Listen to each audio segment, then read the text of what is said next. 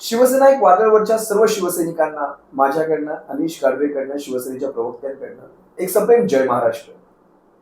आज आपण ओवळा माजिवडा या विधानसभा मतदारसंघामध्ये आहोत. या मतदारसंघाचे शिवसेनेचे महाविकास आघाडीचे आपल्या मशालीचे उमेदवार नरेशजी मणेरा साहेब हे आपल्या सोबत बसलेले आहेत.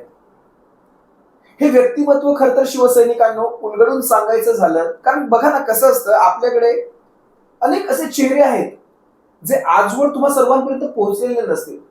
काही टघे चेहरे होते, जे टघे चेहरे आजवर शिवसेनेमध्ये वाढले, मोठे झाले आणि ह्या चेहऱ्यांनी शिवसेनेला काय दिवस दाखवले आपण सर्वजण पाहताय. पण आज मला खरं तर अभिमान या गोष्टीचा वाटतोय शिवसैनिकांनो. आज मी अशा व्यक्तिमत्वाबरोबर बसलेलो आहे, ह्या व्यक्तिमत्वाने शिवसेनेची गेली कित्येक वर्ष म्हणजे जवळपास हिचे सांगतायत ना काही जण, आम्ही शिवसेना स्थापन केली, आमची शिवसेना वगैरे म्हणणारे. आज मी खरं तर सांगतो, ह्या व्यक्तिमत्वांनी ठाण्यामध्ये शिवसेना वाढीमध्ये आपलं अमूलाग्र असं योगदान दिलेलं आहे.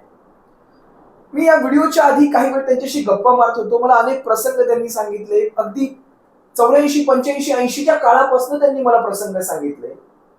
धर्मवीर दिघे साहेबांविषयी त्यांनी अगदी मनमोकळेपणाने गप्पा मारल्या माझ्याशी.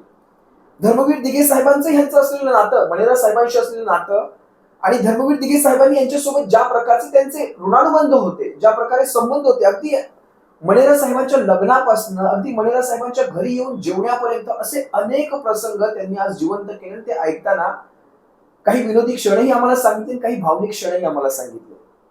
मी विचार करतो, ही अशी व्यक्तिमत्व म्हणजे एक पुस्तक असतं जे उलगडत जाल, उलगडत जाल, उलगडत जाल, त्याचा एक एक पान, एक एक धडा तुम्हाला अख्खच्या अख्खं चरित्र सांगतं. धर्मवीर दिघे साहेबांचं, ठाण्याचं, ठाण्याच्या शिवसेनेचं, वंदनीय हिंदू हृदय सम्राटांचं, बाळासाहेबांशी असलेलं ठाण्याचं नातं आणि ठाण्यामध्ये ही असली व्यक्तिमत्व जी आजपर्यंत मी म्हणेन दबून राहिली होती कोणाच्या तरी खाली. आज ते सारा तो कचरा बाजूला गेल्यानंतर ही निखळ व्यक्तिमत्व अशी वरवर वरवर आली आहेत आणि आज अभिमान वाटतो ह्या व्यक्तिमत्वांचा. आज आम्हाला त्यांच्याशी इंटरव्ह्यू घ्यायला मिळतोय, त्यांच्या मुलाखतीतून त्यांचे 2 शब्द ऐकायला मिळतात आणि त्यांच्याकडनं जाणून घ्यायला मिळतंय की शिवसेना कशी होती ठाण्यामध्ये. खरं तर मणेरा साहेबांविषयी मी एक वेगळा काहीतरी एपिसोड करेल, ज्यामध्ये फक्त आणि फक्त दिघे साहेब आणि दिघे साहेबांचे मणेरा साहेबांशी असलेले संबंध, त्याच्यामध्ये त्यांनी कसे ते दिवस एकत्र घालवले, कशा प्रकारच्या जबाबदाऱ्या त्यांच्याकडे असायच्या, अगदी त्यांच्या पत्रलेखनापासून. पण आज निवडणुकीच्या ह्या पूर्वसंध्येला त्या सगळ्या विषयांवर मी आज येत नाही, कारण आज अनेक असे विषय आहेत जे मतदारसंघाविषयी आपल्याला बोलायचे आहेत. मतदारसंघाचं विजन कसं असेल, कारण आज काही टघ्या उमेदवारांनी, ज्यांनी आजपर्यंत, मला खरं तर एक गोष्ट आवर्जून इथे उल्लेख करावी लागेल, मणेरा साहेब खरं तर तुम्ही जवळपास 15 वर्ष अगोदरच या मतदारसंघाचे आमदार असायला हवा होतात. पण ठीक आहे, काही गोष्टी राहून गेल्या असतील, काही ज्या गोष्टी घडल्या त्या चुका असतील, त्या चुकांमधून आपण पुढे जातोय. पण आज मणेरा साहेब, आम्हाला खरं तर अभिमान वाटतोय, आपण या मतदारसंघाचे आमचे मशालीचे उमेदवार आहात. मणेरा साहेब, तुमचं मला विजन या मतदारसंघाविषयी सांगा. काय आमदारांनी केलं किंवा काय राहून गेलं, केलं ते सोडून द्या, आता काय त्यांनी केलं, काय वाटोळ करायचं ते करून ठेवलेलं आहे शिवसेनेचं. तुम्हाला सर्वांना माहिती असेल शिवसैनिकांनो, ओवळा माजिवडा हा मतदारसंघ प्रताप सरनाईक या व्यक्तीने याचं प्रतिनिधित्व केलेलं आहे. जवळपास 3-4 टर्म त्यांचे झालेले असतील. पण आता शिवसैनिकांनो आपण ठाणून घेतलेले आहे की आता हा मतदारसंघ ओरिजिनल शिवसेनेकडे आणि ओरिजिनल शिवसैनिकाच्याच हाती जाणार आहे. नरेशजी मणेरा साहेबांकडे मी आता थोडंसं वळतोय. कसं वाटतं या मतदारसंघामध्ये ज्यावेळेस आपण हा मतदारसंघ खरं पाहायला गेलं तर याच्यामध्ये भाईंदरचाही पट्टा येतोय, ठाणे लोकसभा म्हणजे ठाणे महानगरपालिकेचाही पट्टा येतोय. आपली खरं तर तारांबळ उडत असेल, अर्ध लक्ष तिकडे, अर्ध लक्ष इकडे, आणि सगळ्यात मोठा मतदारसंघ आहे. या कोपरी पाचपकडीपेक्षा मला वाटतं मोठ्या याच्यात याद्या सर्वात जास्त आहेत. आपण ज्यावेळेस घरोघर जाता कसं वातावरण वाटतं आणि काय आपण म्हणाल या मतदारसंघाविषयी, विशेषतः याच्यात समस्यांविषयी? ह्या मतदारसंघामध्ये जाताना फार दमछाक होते. हा भाग वेगळा आहे, कारण जवळजवळ 498 याद्या आहेत. 498 याद्या आणि 5,40,000 आणि त्यावर मतदार आहेत. आणि तुम्हाला तर माहिती आहे, घोडबंदरला जाताना किंवा मिया भाईंदरला जाताना ट्रॅफिक मोठी समस्या आहे. जवळजवळ 1.5-2 तास भाईंदर स्टेशनला जायचं असेल तर 1.5 ते 2 तास लागतात. तरीसुद्धा मी उद्धव साहेबांचा खरोखर मनापासून त्यांना धन्यवाद देतो का त्यांनी ह्या वेळेला तरी माझ्या विश्वास राखलेला आहे. मला या मतदारसंघाची जबाबदारी दिलेली आहे. मी खरोखर त्यांचा आभारी आहे. परंतु आज तो दिवस आलेला आहे आणि आज मला प्रूव्ह करायचं आहे Yes. का माझी उमेदवारी ही खरोखरच त्यावेळेला पाहिजे होती. मी या मतदारसंघामध्ये गेल्या 5-10 वर्षापासून म्हणजे प्रताप सरनाईक त्याच्या कारकिर्दीपासून बघतो का त्यांनी या मतदारसंघामध्ये फक्त स्वतःचं साम्राज्य अगदी अगदी मोठं महत्त्वाचा मुद्दा आहे. करण्यामध्ये त्यांनी हा सगळं त्यांची शक्ती त्यांनी स्वतःला घालवली, वाढवलं. त्यांनी आता त्याचे बोर्ड्स लागलेले आहेत. अगदी दुप्पट दुप्पट नाही ती कितीतरी पट त्यांनी स्वतःचीच इन्कम वाढवली. कुठे जाल त्या कॉम्प्लेक्समध्ये, कुठे जाल त्या कॉम्प्लेक्समध्ये जाण्या रस्ता तिथला इन्फ्रास्ट्रक्चर त्यांनी केला. परंतु गोरगरिबांना काहीतरी मिळेल असं काय त्यांनी केलेलं नाही आहे. घोडबंदरला ट्रॅफिकची एवढी समस्या आहे तर खरोखर त्याच्यावरती खरं त्यांनी बोलायला पाहिजे. आज सर्व्हिस रोड तुम्ही येताना बघितलं असाल, सर्व्हिस रोड खोदून ठेवलेला आहे. आज 6 महिने झालं काम बंद आहे. पण त्याचा अट्टास आहे का हा सर्व्हिस रोड हायवेमध्ये मर्ज करायचा. तर हे खरोखरच जीवघेणी खेळ आहे.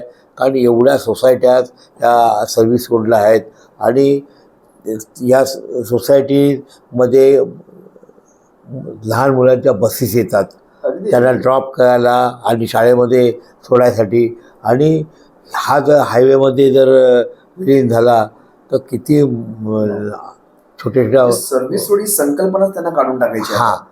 आणि म्हणजे मनमानी म्हणजे मी बोललं ना म्हणजे करायचं, कोणाचं ऐकायचं. मी एक वर्षापासून MMRDकडे पत्रव्यवहार करतो का हे तुम्ही करू नका. हा खरोखर इकडच्या लोकांवर अन्याय होणार आहे. अशा शेकडो हजारो झाडांची कत्तल होणार आहे. तर त्याच्यावर कोणी बघत नाही. एवढ्या आपल्या पाण्याच्या लाईन्स आहेत ह्या आपल्याला स्थलांतरित करायला लागतील, त्याचा या टेंडरमध्ये अंतर्भाव नाही. ओव्हरहेड्स हाय टेन्शनच्या वायर्स आहेत त्या काढायला लागतील, त्याचं कुठे याच्यामध्ये समावेश नाही. फक्त टेंडर काढायचे, त्यातले टक्के घ्यायचे आणि मग आता हे सगळं काम असं ठप्प करून बसायचं, मोठे करायचे. आणि मी तुम्हाला खरं तर एक आठवण करून देतो. मागच्या ॲफिडेव्हिटमध्ये ना आत्ताच्या ॲफिडेव्हिटमध्ये 3 पटीने यांची संपत्ती वाढली. कशी वाढली हा विचार करा. म्हणजे ठाण्याचा विकास झाला का तर नाही माहिती, पण स्वतःचा विकास मात्र इथल्या आमदाराने, आणि तुम्हाला सर्वांना आठवायला हवं उद्धव साहेबांना सगळ्यात पहिलं लेटर देणारा, लेटर बॉम्ब फेकणारा हाच एक आमदार. याने काय सांगितलं होतं त्यावेळेस, याने की साहेब जुळवून घ्या भारतीय जनता पक्षाशी, नाहीतर आमचं जगणं कठीण आहे. उद्धव साहेबांचं स्पष्ट म्हणणं होतं ही जी खाबुगिरी आहे ना, खाबुगिरी ही तुम्ही केलेली आहे आणि ही तुमच्यासाठी केलेली आहे, माझ्या जनतेसाठी झालेली नाही. माझ्या जनतेच्या हिश्श्याचं तिथे खाल्लं गेलेलं आहे. खरंच आज ज्यावेळेस मनोहर साहेब सांगतायत की ज्या समस्या त्यांनी मांडल्या, घोडबंदर रोड तुम्हाला सर्वांना चांगलाच परिचयच आहे. आणि घोडबंदर रोडचा आता सगळीकडे व्हिडिओज व्हायरल होत आहेत. ज्यावेळेस ट्रॅफिक जाम होते, 4-4, 5-5 तास इथे ट्रॅफिक हलत नाही. घोडबंदर रोड हा असा रोड आहे जो तिकडे अहमदाबादच्या रोडशी जोडला जातो, इकडे भिवंडी आग्रा रोडच्या रोडशी जोडला जातो. हा असा एक रोड आहे, पण याच्या आजूबाजूला वस्त्या वाढलेल्या आहेत. याचा सर्व्हिस रोड संपवायचं प्रकरण चालू आहे. म्हणजे लोकांशी काहीही देणं घेणं नाही, फक्त स्वतःची मनमानी.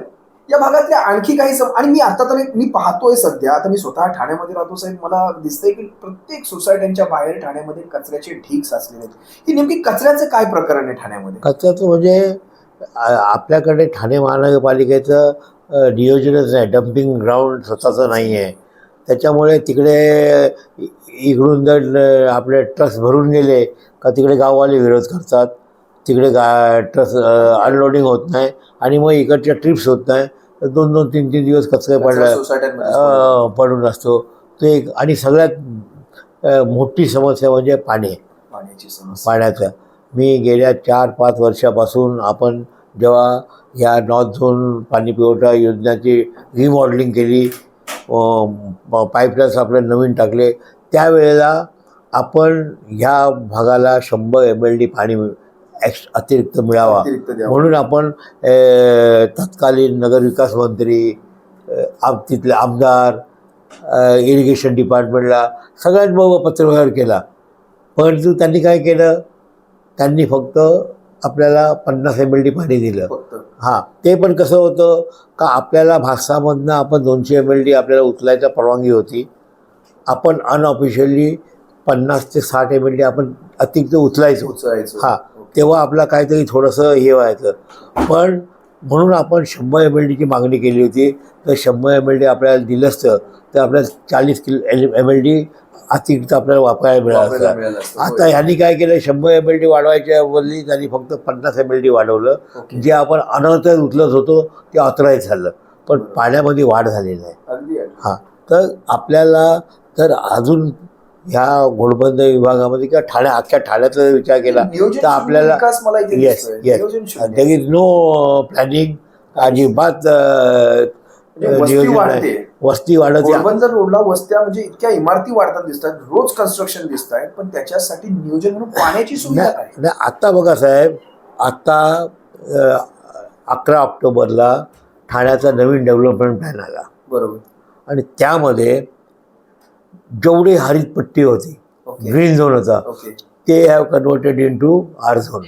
ओके. हां, आणि त्यामध्ये ह्या आता महाशयांचा पण फार मोठ्या जागा होत्या ग्रीन झोनच्या, ग्रीन झोन आहेत, त्या सगळ्या जागा ऑटोमॅटिक आर झोनमध्ये झाल्या.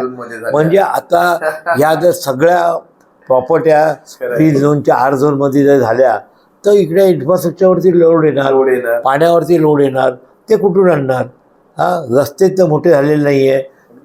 जे रस्ते आहेत त्याच रस्त्यामध्ये त्या लोकांनी हे केले. आणि ज्या लोकांनी, माझा आरोप आहे का ज्या लोकांनी, ज्या बिल्डर लोकांनी पैसे दिलेत तेच जागा आरझोन झालेत. ओके. आणि ज्यांनी पैसे दिले नाही त्या जागेवरती फॉरेस्टचा रिझर्वेशन टाकलेलं आहे. हां, आणि मी तुम्हाला तुमच्या माध्यमातून सांगू इच्छितो की 2 महिन्याची मुदत आहे. 10 डिसेंबरपर्यंत मुदत आहे. मी त्याच्यावरती अभ्यास करणार आहे, लोकांशी चर्चा करणार आहे, आणि मी कमिशनरला पत्र देऊन इथे ह्याचं काय दुष्परिणाम होतील हे मी दाखवणार. आणि तरीसुद्धा, आणि ॲक्च्युली कसं आहे का ठाणे महापालिका अस्तित्वात नाही आहे.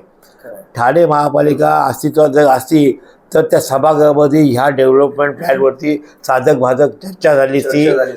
सर्व पक्षीयांनी त्याच्यावरती बोललेच ते, आणि मग त्यातनं काहीतरी चांगलं निघून आलं असं. पण आता महासभा नाही आहे. हे मनमानीप्रमाणे आमच्या हरकत्या कचऱ्याच्या केराच्या टोपली दाखवतील आणि तिकडे मंजुरीसाठी पाठवतील. आणि तसं जर केलं तर आम्ही कोर्टात गेल्याची आम्ही सांगणार नाही. अगदी अगदी. बघा ना, नगरसेवकांचं गेले 2 ते 3 वर्ष झाले ठाणे महानगरपालिका असेल, मुंबई, म्हणजे सगळ्याच स्थानिक स्वराज्य संस्था असतील, या बरखास्त झालेल्या आहेत. त्यांचा टर्म संपलेला आहे. महासभा होत नाही. जे काही प्रशासन मनमानी करतात आणि स्वतःच्या लोकांना फायद्याचे फक्त निर्णय घेतले जातात. आज तुम्ही आता जे काही महत्वाचे विषय काढलात, अगदी आरझोन पासून ते सगळे कशा प्रकारे फॉरेस्ट रिझर्वेशन टाकायचे, ज्याचा पैसा पोचतो त्याच्याकडे, म्हणजे किती मोठ्या प्रमाणावर इथे भ्रष्टाचार बोकाळलाय. आज मी सगळीकडे पाहतो यांचे स्वतःचे वैयक्तिक शाळा बनतायत, यांचे हॉटेल्स बनतायत स्वतःचे वैयक्तिक. म्हणजे आमदार लोकांच्या विकासासाठी बनला आहे की स्वतःच्या विकासासाठी बनला आहे हे स्वतः जनता देखील पाहते. जनता कंटाळली ह्या लोकांना. पण काय असायचं, एक शिवसेनेचं गुडविल पाठीशी असायचं. शिवसेनेसारखा पक्ष आहे, बाळासाहेबांचा पक्ष आहे, बाळासाहेबांनी वाढवलेला पक्ष आहे. या पक्षाला म्हणून लोक या सगळ्या या टघ्यांच्या मागे उभी राहायची. पण आता उद्धव साहेबांनी तो निर्णय घेतला. या सगळ्या जळमटांना, या सगळ्या कचऱ्याला बाहेरचा रस्ता दाखवला. साहेब, आज ज्यावेळेस तुमच्यासारखे ज्यावेळेस सुशिक्षित असेल, बरोबर, तुम्हाला एक सांगायचं मला राहिलं मगाशी, शिवसैनिकांनो, जवळपास 86 पासून नगरसेवक राहिले. जवळपास 5-6 टर्म त्यांच्या नगरसेवक, ठाण्याचे उपमहापौर राहिले मनेरा साहेब.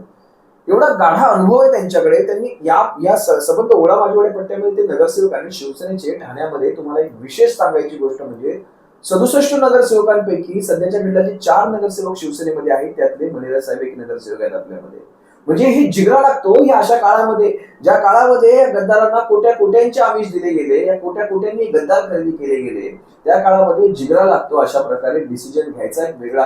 कारण त्याच्यासाठी तुम्हाला एक महत्वाची गोष्ट म्हणजे समजून घ्या, हात स्वच्छ लागतात. हात स्वच्छ असतील ना तर व्यक्तीला कुठल्याही दबावाला बळी पडण्याची ती ताकद येते, बळी पडत नाही त्या व्यक्ती. आणि आज आपल्यासोबत जी व्यक्तिमत्व ते त्यातलंच आहे.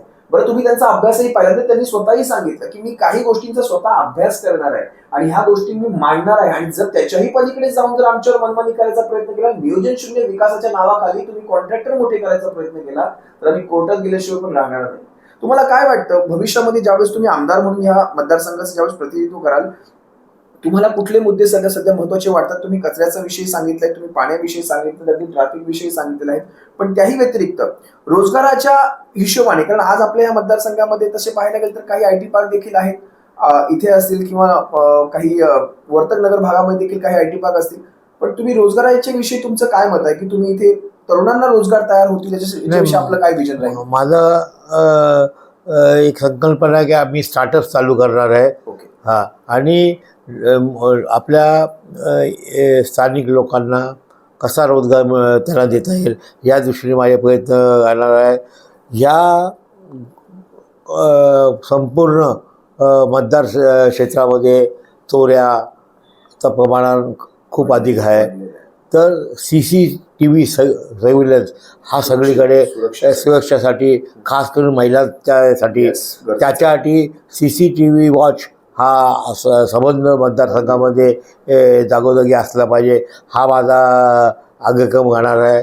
आणि दुसरं, 1000 माणसाच्या मागे एक सार्वजनिक चांगली शौचालय ठिकठिकाणी शौचालय. Okay okay. 1000 माणसाच्या मागे ठिकठिकाणी सार्वजनिक ठिकाणी 1000 माणसाच्या मागे एक चांगली सार्वजनिक शौचालय हे आपल्या लोकांसाठी दिलं पाहिजे. आज कुठे जाताना कुठे आपल्याला सापडत नाही, तर आपण फॉरेनमध्ये जातो, भले आपल्याकडनं पैसे जातात, परंतु स्वच्छ आणि चांगलं आपल्याला प्रसाधन घर भेटतात. तसे आपल्याकडे करायचं माझं गोष्टी आपल्याकडे नाही आहेत, बेसिक गोष्टी. आणि आपण म्हणतो ठाणे जिल्ह्याने नेतृत्व केलंय महाराष्ट्राचा, विचार करा.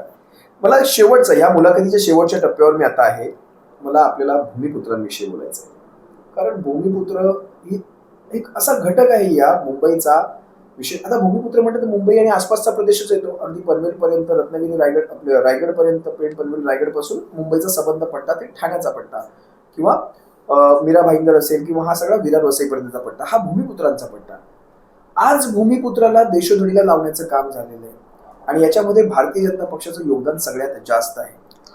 मला एक गोष्ट तुम्हाला विचारायची आहे की या भूमिपुत्रांवर अन्याय होत असताना, आपण स्वतः आता भूमिपुत्रांचं प्रतिनिधित्व करणार आहात, कारण आपण स्वतः एक भूमिपुत्र आहात, आगरी कोळी समाजातून आपण येतात, आपण भूमिपुत्रांना काय आव्हान कराल? कारण आजच्या घडीला मी तुम्हाला सांगतो, भूमिपुत्र हा बाटला गेलेला आहे प्रत्येक वर्गावर्गामध्ये, आज प्रत्येक ठिकाणी. पण ज्या वेळेस आजवर आपण लढलोय, पण एकदा तरी काहीतरी जातीसाठी पण लढावं, असं आपण काहीतरी आव्हान करा भूमिपुत्रांना. मला सगळ्यांना तुमच्या माध्यमातून हेच आव्हान मी करेन की आतापर्यंत आपण मातीसाठी लढलेलो आहे, आता आपण जातीसाठी लढूया.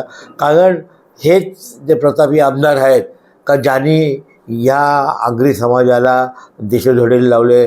आज गायमुखची चौपाटी बघा, त्या ठिकाणी रेती बंदर होतं, वाघबिळला होतं, ते सगळं रेतीचा व्यवसाय त्यांचा बंद करायला लावला चौपाटीच्या नावाखाली. आणि आता घोडबंदरला सुद्धा एवढ्या हजारो तिकडे लोक राहतात, शेकडो घरं तुटणार आहेत, त्यांची त्या ठिकाणी सुद्धा यांना चौपाटी करायची आहे. व्यवसायावर लाद, म्हणजे सगळे व्यक्तीचे व्यवसाय हे बंद होईल. मी तुमच्या माध्यमातून सगळ्यांना सांगू इच्छितो, मी आमदार झालं, या सगळ्या अशा आत्मघातकी ज्या काही योजना असतील त्या मी सगळ्या बंद करून भूमिपुत्रांच्या मुळावर उठणाऱ्या या सगळ्या प्रकारांना आपण संपवणार आहोत.